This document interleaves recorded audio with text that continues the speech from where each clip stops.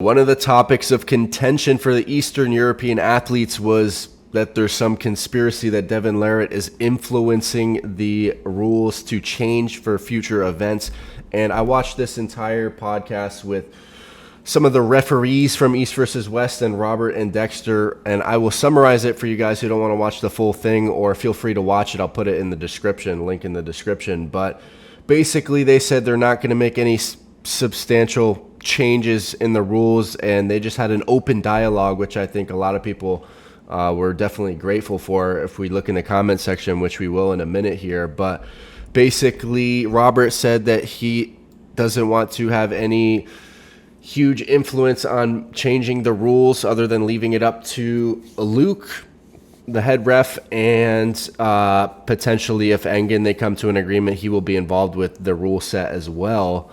But it seems like they still haven't come to an agreement yet with Engin and Robert there, which is interesting. But they went over a lot of different topics regarding the rules, such as running fouls, and they said that they're not going to be implementing running fouls.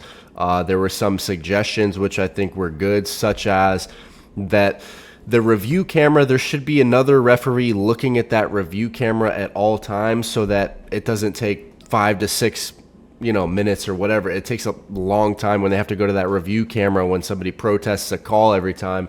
There should be another referee looking at that camera the whole time. That way it makes that process of a review on a call so much easier, which I think is a good idea. But they said they're not making any dramatic changes to the rules whatsoever. So, I mean, this whole idea that there's some type of, conspiracy of Devon Larratt trying to have a massive influence on some rule changes is just kind of bogus. That's really the sense that I'm getting. You can watch this podcast for yourself. Let's read some of the comments here. Let's see what people are thinking about this discussion here. I really enjoy these open and honest dialogues that have been taking place lately despite the current negativity. It gives me optimism for the future. I am thankful for everyone that has participated, especially if it means showing humility enough to admit mistakes so that a constructive conversation can take place. Absolutely. And I will say another thing that happened in this podcast was Bill was talking about how, he takes responsibility that there was an error of calling the round for Kurdecha when he lost that round, and he owned up to it 100% and took full responsibility for that, and definitely showed some integrity as a referee to acknowledge that and try to improve and try to be better. So that was good. I mean, I think this transparency is always good, and the fans definitely enjoy that. Let's read this comment. Wow, this one has 95 upvotes, the most in this whole comment section. How Engin sabotaged East versus West. He resigned 2 weeks before Chicago, then told his Baku business partner to cut off communication with East versus West. He thought they'd come crawling back since he was holding all the Baku cards. But then East versus West moved forward with the Shaw Classic. Instead, he flipped and started announcing Baku matches like he was still in charge. No authority, just chaos. That is crazy. If you guys remember, it was like a couple days, I think, before the Chicago event, Engin was making a post talking about matches on that Azerbaijan event. So if that was true that he resigned the 2 weeks before, then why is he making announcements like a couple days before that event? That is crazy. Think about that, you guys. So there's got to be some truth to this. I mean, yeah. This is a classic Engin. Remember when he kicked Ray out just for helping another event, then mocked him with a "learn from a real champ, not a YouTuber" post? That is definitely throwing shade at Ray. Then tried to cover it with the absurd excuse that Ray needed a vacation. Same playbook every time. Control, tantrum, censorship, division. Engin doesn't build the sport. He burns it down when he's not in control. Do you guys agree? Definitely let me know in the comment section. Always eager to have these discussions and to read what people are thinking about this topic here. Somebody said Engin is manipulating the narrative as he always does.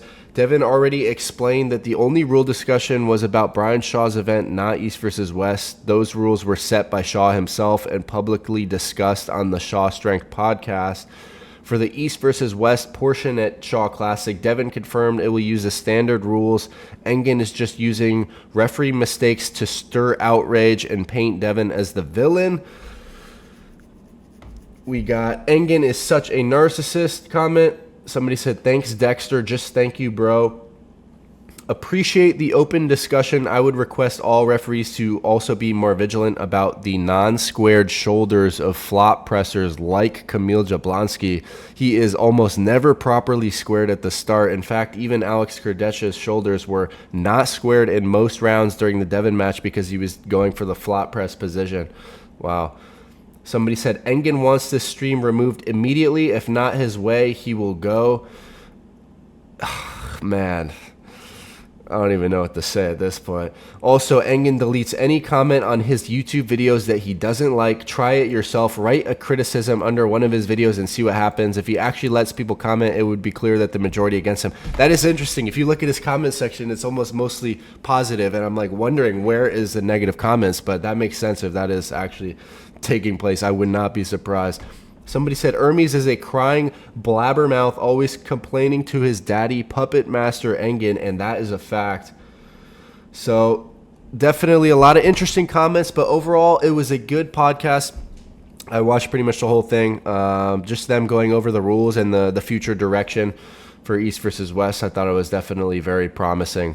What do you guys think about all that stuff that was reviewed there?